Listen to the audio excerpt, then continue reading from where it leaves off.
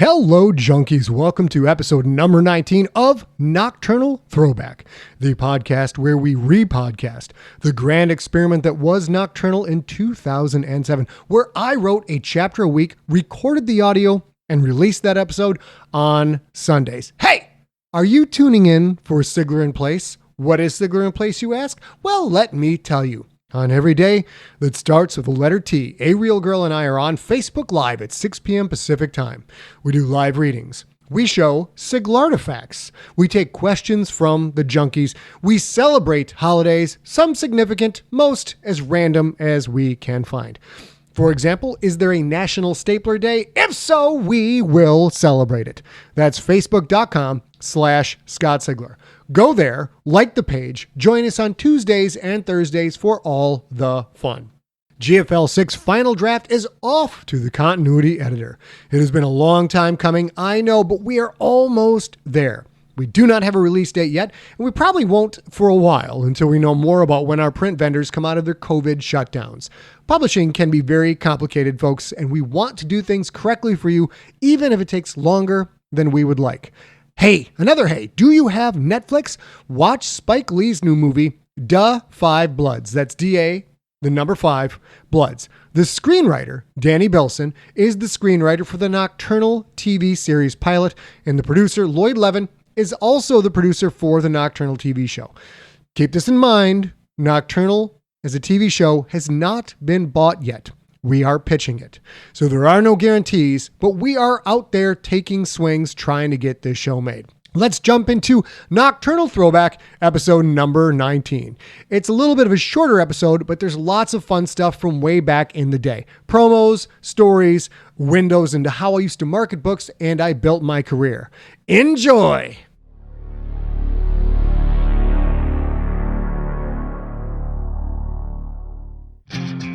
Welcome to Nocturnal, the free podcast novel. This is episode 19. Remember when I said 18 was the most disturbing episode yet? Well, I lied. It's this one. Nocturnal is a podcast-only novel you can't buy in stores and you can't peek at the end. Written and performed by Scott Sigler. More information and more free stories available at scottsigler.com. This book contains adult language, mature situations, and lots of violence. Hello there, junkies. April 1st is closing in on us very, very fast. So if you've placed your pre-order on Amazon, thank you much. If you're going to buy from your local bookstore, probably wouldn't hurt to give them a call and make sure they're going to have it in stock on April 1st. Episode 19 is only 17 minutes of pure story. Wah, cry me a river. Actually, it's for a very good reason, because I spent most of the day hanging out with Seth Harwood, author of Jack Wakes Up, while Seth made his march on the Amazon.com charts. And I'm happy to report that Jack Wakes Up hit number 45 overall on Amazon, which made it the number 1 mystery book on Amazon.com's mystery charts. Congratulations to Seth, that kicks ass. Those of you who didn't buy the book can still go to scottsigler.com and get the PDF for free of Jack Wakes Up. Check it out and see if you like it. Now, with April 1st coming up fast, if you want to help promote Siglerism, promote Pope Siglericus XXX, General Siglerissimo, or just Scott, you want to go to infectednovel.com and click on the download links. You can download flyers that you can print out and put up all over town. You can burn CDs with the built-in tray card art and the disc image art and pass those out to your unsuspecting friends and infect them. And you can order postcards and stickers that Crown Publishing will send to you directly. The shipping for those has begun, so go to infectednovel.com, click on downloads, fill out the form. They will ship you postcards that you can hand out to your friends, or you can mail them and convert more people to the glorious cause of Siglerism. For all you bloggers out there, I want you to prepare yourself for April 1st. And I don't want you to just blog about me. I want you to blog about you wanting me. That's right. When you go to the bookstore and you get your copy of Infected, your luscious, juicy, delicious hardcover of Infected. I want you to get a snapshot of you at the bookstore with Infected, and that's what I want you to blog about. I want to go out into the blogosphere and see all of your smiling faces. And you get bonus points if you clear out the stock in a store or you buy the last hardcover they have. Get a picture of you with a happy face holding up your book and a picture of the bookstore clerk with a sad face, holding out his or her palms and shrugging your shoulders saying, all gone, all gone. At the end of this episode, we've got promos for Astro Guardians podcast and for Indiana Jim's podcast. I know it's short, but I do have an episode of Infected coming out tomorrow, and something tells me there might be something in the feed on Tuesday, but I wouldn't know anything about that. This is a short episode, people, but it's kind of messed up, and I hope you like it. I realize that this one gets a bit into disturbing land, and I may not have some of you back as subscribers for episode 20. And if we must part here, let me just say, it's been a pleasure. And now, here's Indiana Jim with a really excellent story so far.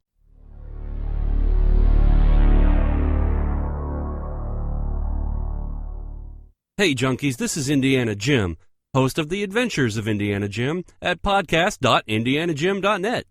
I'm the guy who read Scott's original story, Iowa Typhoon, part of Scott Sigler's Bloodcast Season 1, available for free at podiobooks.com. Are you jealous? Huh? Not many get to say they've read a Scott Sigler creation. You know what that means? I'm officially sanctioned by the Dark Overlord himself. Maybe he'll make me a janitor or something. Go listen to Iowa Typhoon. It'll chill your nuts off. And now, the story so far. San Francisco homicide detectives Bryan Klauser and Pookie Chang have been tracking a series of bizarre murders raging across San Francisco. The trail led them to Jebediah Erikson, who lives in the affluent Pacific Heights neighborhood. Although they have been ordered off the case by Chief Amy Zou, they continued to pursue Erikson. This led to an early morning break-in at Erikson's house. Klauser and Chang went inside, backed up by fellow officers John Black Mr. Burns Smith, Big Tonda Murphy, and Wee Chi Yen. Erikson showed up at the house while Klauser and Chang were inside. Erikson looked like a tiny old man, but moved like a tornado, knocking out Burns, Big Tonda, Chi, and Pookie before Bryan put him down with Erikson's own knife. Left with a stab wound in his lower left abdomen, Erikson passed out on his own front lawn. Meanwhile, Aggie James is still trapped in the bowels of San Francisco, the unhappy guest of Marie's children. Hillary, a mysterious member of the Marie's Children cult, led Aggie through a maze of tunnels until they looked down upon a dark room filled with candles, harpsichord music, and the huge mass of the one they call Mommy. The little men dragged in the Mexican, Aggie's dungeon cellmate, and now Aggie James gets to see the horror that is Marie herself.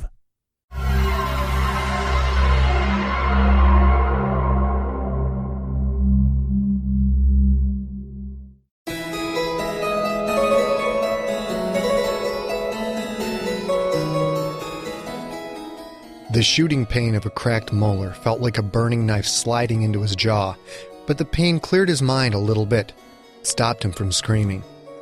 And that was good, because screaming was bad. Screaming was all he wanted to do. The tarp's heavy canvas flapping noises joined the tinny harpsichord music. Both sounds accompanied a third noise, the sliding of fatty flesh across dirty wood. A piece of tooth floated in his mouth. He swallowed it. It moved like a giant slug, pushing itself along with stubby, vestigial arms and legs. A slug, a giant slug, made of corpulent human flesh. The arms and legs didn't look like they were big enough to move such a mound, but the size of the body belied the size of the limbs, covered with endless rolls of fat, so engorged you couldn't make out forearm and foreleg from upper arm and thigh, yet they were still huge and strong. Had to be strong to move that much weight. Mommy said. He didn't see her lips move, couldn't even see her head, because it was hidden somewhere behind the curve of a bloated, elephantine chest. She was on her back, white skin glowing in the light of 100 flickering candles. Not pale, but white, like a grub dug up from the dirt, a grub that's never felt the heat of the sun. Her belly, swollen and huge, the size of an elephant's belly, at least 10 times too big for her already fat body. Aggie fought to breathe normally as he realized that he could see through her stomach, just a little bit, the skin translucent and pink backlit by candles on the other side. Inside that belly, inside the semi-translucent tangle of veins and fluid, he could see something moving. Several somethings. Babies.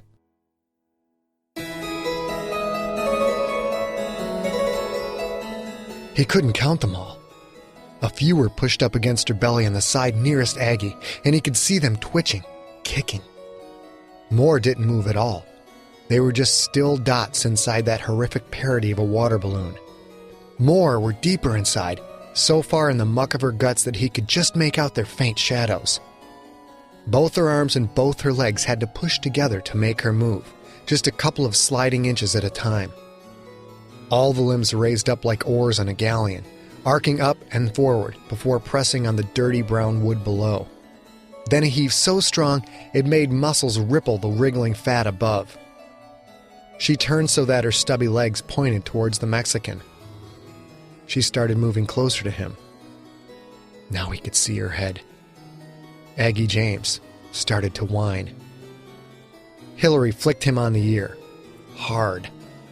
Another stinging pain, again helping him hold on to some semblance of sanity. He was mugged once, hit on the ear with a lead pipe. His ear had swollen up real bad. The doc at the free clinic had called it a cauliflower ear. He knew that's what he'd have thanks to Hillary's flick. Just a thumb and finger flick, but so strong. It was the first time in his life. He was thankful for agonizing pain. Mommy said. The Mexican started to scream, but his dick remained straight up. Her head. Oh, good God. Her head. She wore some kind of leather, metal, and wooden rig on her shoulders. The rig surrounded her head. It had to hold back the fat. Fatty shoulder meat swelled up and around the boxy head rig. She was so morbidly bloated, so fat to comical proportions, that without the rig, he imagined her own fat would surround her head and suffocate her. Mommy said. As she moved, a baby slid out of her. A pitch-black, unmoving baby. A little man dashed in and grabbed at it just as she rowboated her way forward. He snagged the still fetus and darted out from between her tree-trunk-sized legs. The Mexican kept screaming. A little man stuffed a rag in his mouth, muffling the sounds. 3 more rowboat slides, and her legs were on either side of the Mexican. His feet pointed towards her. Her bloated thighs rose up on either side of him. Aggie felt Hillary's hand on the back of his neck, strong, ready to crush if he got noisy. The message was clear. You ain't seen nothing yet, and when you do, keep your fucking mouth shut. Now, Hillary hissed. Marie Latrell takes a husband. Mommy shouted. She rode forward, her fat engulfing the Mexican's feet and forelegs. The Mexican's head thrashed and he lurched against the ropes holding him fast to the dolly. His struggles did no good. She lurched forward again. The Mexican's thighs vanished beneath her bulk. Another baby shot out, landing on the Mexican's stomach. This one twitched and kicked, tiny, slime-covered hands opening and closing. Hillary breathed deep through her nose. Her hand tightened on Aggie's neck. And for a moment, he wondered if this was it, if she was going to snap his spine. She leaned forward, inadvertently pushing his head into the rusty iron bars. He reached back and spasmodically pulled at her dress. She relaxed the grip but didn't let go. It could be him, Hillary said. He could be the one. He heard wistfulness in her voice, reverence, but also fatigue, as if she'd said that same phrase more times than she could remember. A little man dove onto the Mexican's chest, grabbing at the newborn. He pulled it to his chest, but Mommy moved forward again, bearing the Mexican up to his navel. The little man's head briefly disappeared under a mountain of leg fat. Two more little men jumped in, a swarm of activity on top of the imprisoned Mexican. They pulled their fellow brown robe out from under the leg fat. He came up gasping, but never for a moment relaxed his protective grip around the baby.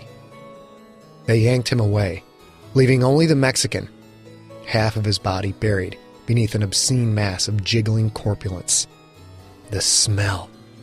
That smell made Aggie so hot, so hard, cranked up to a new level, filling the room, filling his head. Aggie twitched once, then came in his pajamas. The harpsichord music stopped. There was no sound, except for the Mexican's muted screams.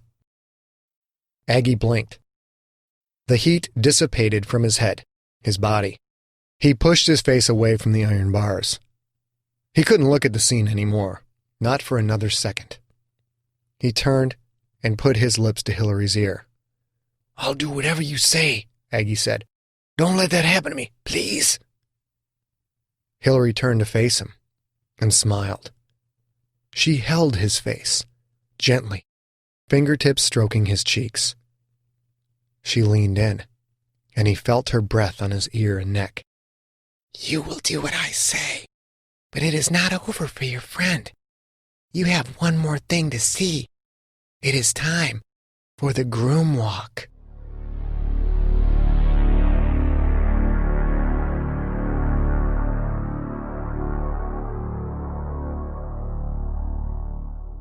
Right about the time Aggie James swallowed his broken tooth, Big Tonda Murphy was the first to reach Jebediah Erikson. He was bleeding, real bad. She opened one of the pockets on her leather belt and pulled out a foil packet. Tearing it open, she pulled out 2 latex surgical gloves, snapped them on, then ripped open Erikson's brown shirt. A button hit her in the forehead. It figured. Blood oozed steady from a bad cut just above his bony left hip bone. If the skinny old man ever made it out of this alive, he could use some home cooking. The way the blood was coming, it was real bad. Not spurting like an arterial wound, but bubbling out in thick spurts that blazed crimson against the morning sun. She pressed both hands down on the wound, leaning slightly forward on her knees, letting her weight push down hard on the cut. Pookie knelt next to her, pulling Erikson's limp arms up over his head. "Zip strip," he said. "Does it fucking look like I have a free hand, Chang?" Pookie opened the little pockets on her belt until he found the plastic strips. He zipped them around Erikson's wrists. Without removing her hands, Tonda bent down to look closer. She could see more blood on the ground, underneath Erikson. "Oh shit, Pooks, he's bleeding from the back, too. We gotta roll him over and get direct pressure on it." "John, get your ass over here," Pookie said. "I'm taking care of Chi," Black Mr. Burns called back. "I think his jaw's broken." "He's tough, he can handle it," Tonda said, kind of shocked at how calm her voice sounded. "Broken jaw ain't a knife wound. Help me turn this man or he's gonna die." Black Mr. Burns was there in seconds. "Okay," Tonda said. "We're gonna turn him on his right side on 3 of a 3 count. Real gentle. I'll move my left hand to his back, push together to get direct pressure on both sides." "You sure that's what we should do?" Black Mr. Burns said. "John, you open your mouth again, I'm gonna smack you with these bloody gloves. Pookie, you take his shoulders. John his hips. Ready? 1, 2, 3. They gently rolled Erikson onto his right side. Blood was gushing out of Erikson's back. Tonda slid her left hand around to cover the wound. She pressed her hands together in a hand-Erikson hand sandwich. Bryan knelt down in front of Erikson's exposed stomach. "Fuck," he said. "Bryan, where the fuck did you learn to throw a knife like that?" Black Mr. Burns said. Bryan shrugged. He looked dazed. His black clothes were stretched out. He looked like a man who'd just been in a throwdown fight. Pookie pulled out his cell phone. "I'll call an ambulance." "Put that away," Black Mr. Burns said. "I'll call it in from Tonda's car. John, I got the phone right here." John's hand snatched out and he grabbed the phone from Pookie. "I said no. Now you guys get the fuck out of here." Bryan and Pookie exchanged glances. Then Bryan spoke. "John, we're not going to leave the scene." "Yes, you are," Black Mr. Burns hissed. "We got a discharged weapon and a wounded man. You're not supposed to be near this case, am I right?" Pookie nodded. "Well, I called it in. Tonda and Chi were called by dispatch. Good thing I ignored your retarded advice not to bring my badge. We got this covered. Come on, John. If we leave, then who stabbed him? I did, John said. I stabbed him with his own knife. Tonda saw it. Chi saw it. John, Pookie said, we can't let you guys take that kind of heat. We know what we're doing, Tonda interrupted. Now shut the fuck up and someone call a fucking ambulance. You and you, Black Mr. Burns said, pointing to Pookie and Bryan. You get your asses out of here. We've got this. He tossed the phone to Pookie and ran to the smashed cruiser. Erikson's bleeding slowed. Tonda was already feeling the burn, yet she knew she had to hold that tight pressure for at least another 15 minutes, maybe 20. She looked up. Bryan was right in front of her, with only Erikson's body between them. Up on his right shoulder, Bryan's black shirt looked wet. The wetness seemed to drain down his right arm, and where it touched the open skin of his right hand, Tonda saw blood. Ninja baby, you've been shot. Bryan, fuck, let me see that, Pookie said, reaching for Bryan's shoulder. Bryan slapped his hands away. I'm fine. I'll be fine. Pooks, if they're going to do this for us, Chief is going to come down hard on them. She'll know. She can't prove shit, Tonda said. Pookie nodded. Bryan, we cannot solve this thing if we're locked up. Let's jet. The neighbors are already being looky-loos. Tonda didn't have to check on that. Faces would be peering out from windows. People would be out on the sidewalks. That would cause problems with their story, but Tonda just didn't have time to worry about that right now. Bryan considered this for a second, then nodded. All right, fine. Come on, let's go through the house, out the back. No one will be watching out there. Besides, I need to grab a certain souvenir. The two men stood and ran into the house, leaving Tonda with a messed-up old man. Erikson didn't look like a crazy wrecking ball anymore. She hadn't seen all of the fight, but what she had seen was still fucking with her head something fearsome. The good Lord Jesus H. Christ did not make men that moved like that. He just did not. Tonda wasn't so confused by all that science bullshit that she didn't know who the Creator was, what He stood for, and who stood against Him. This thing she was touching, while he sure as shooting wasn't on the side of the Lord. She looked back at her sweet man Chi, who was still sitting on his ass on the sidewalk, holding his jaw, his eyes alternating between wide open and scrunched shut with pain. Black Mr. Burns knelt down on the other side of Erikson's body. Ambulance will be here in 5. Need me to do some pressure? No, I got it. We gotta see this through, Tonda, Black Mr. Burns said. We never went in the house, so we're fine there. We just tell the story, like it happened. Just leave out Bryan and Pookie, right? What about the car? John looked at it for a second. There's nothing we can do about that, except swap out Chi for Bryan. The old man put Chi into that car. Man, that's fucked up. Ain't no one gonna believe that. What else are we gonna say? The old man did put someone into that car, so we're keeping this as close to reality as possible. I grabbed the knife off the ground and stuck him, because he had Chi's gun, but you didn't see that. There's blood all over that knife handle. They won't be able to get prints off it, and if they can, we know the right people to talk to. Besides, I got a feeling that within a couple of hours, Chief Zou will be handling all this, and we'll be talking directly to her. Something tells me that she will believe the old man is capable of this shit. There's too many holes, Tonda said. We can't do it. Go get Bryan and Pookie. Get them back here. Tonda, I wouldn't even be alive if it wasn't Bryan Clouser breaking the rules. Neither would you, and you know it.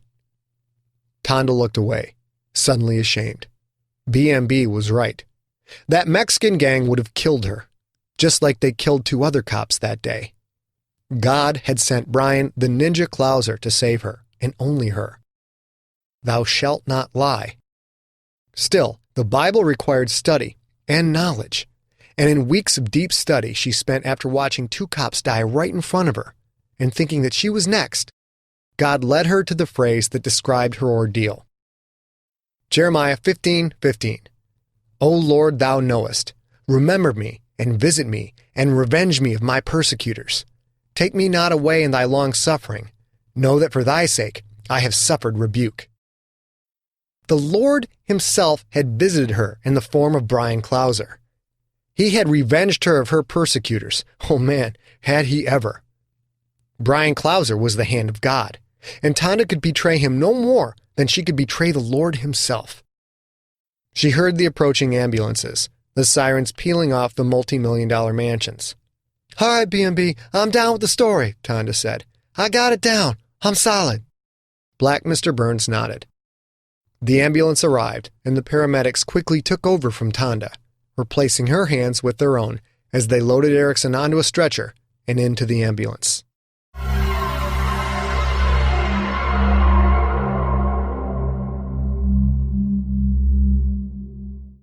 How about it, junkies? Are you still with me after that one? Did I lose you? Did I shake you up a little bit? No? No. Maybe you guys are more messed up than I am. I can't even say. Hope you enjoyed episode 19. Not much to say in closure. I got most of it out in the beginning. Couple other small promotional things to help me out for April 1st.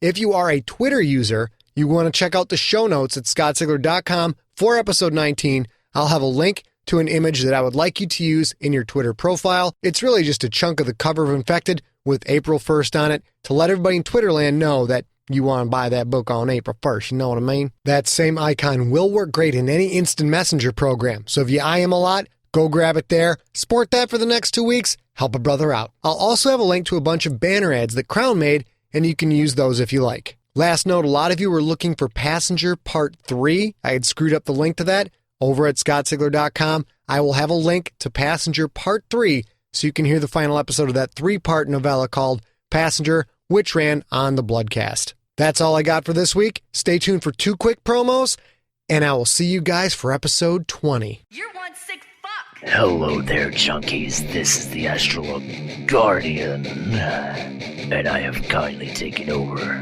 your Future Dark Overlords podcast to inform you about the Astral Audio Experience. A podcast for the ears, for the mind, or the imagination. You don't just listen to an episode of the Astral Audio Experience, junkies. You become a part of the interactive podcasting experience that is Astral Audio. Subscribe today to experience Lacuna Coil, Dying Regret, Critic Kill, Heaven Shall Burn, Chrissy, 1,000 Shades of Cold, Mythosis, All the Brightness, Uncrowned, and much, much more. When you subscribe to the Astral Audio Experience, you don't just get music. Oh, hell no. You also will get to experience your confessions with me, the Reverend Jace. From the best of files. It's all good. We don't care what you did, man. We just want to absolve you of all emotional responsibility. Why are you doing this to me? as an added bonus for you junkies. You will get to experience more of Scott Sigler. So subscribe today at feeds.feedburner.com/astralaudio to become a part of the Astral Audio experience. You can also leave us a comment at 206-338-2138. We take requests, complaints, bitch sessions, you name it. If you're not convinced that you should be a part of the Astral Audio experience, here is what one subscriber advises you to do. Lock your kids in the closet, crank up the volume, and if you're easily offended, I would turn it off now, Bazay! Are you fucking insane? I'm telling Mom. In the world of podcasting, danger lurks around every corner. Tech nerds hand out obscure expertise. Pseudo-psychiatrists give out free advice, worth every penny. Sci-fi geeks stalk the unwary, unloading useless trivia. Podcast novelists plot to take over the world and threaten to swallow your soul. It all sounds like an adventure. And if adventure has a podcast, it must be Indiana Jim. Join me, Indiana Jim, your intrepid arch-geekologist, as I navigate the potosphere. We'll talk to authors and podcasters on the front lines of traditional publishing and the new media, uncover creative audio treasures, find inspiration from the annals of history, and battle the enemies of truth, justice, and the sci-fi geek way. Go to podcast.indianajim.net today and join the adventure.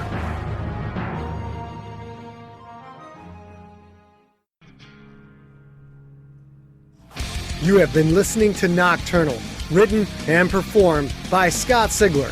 For more information, go to scottsigler.com.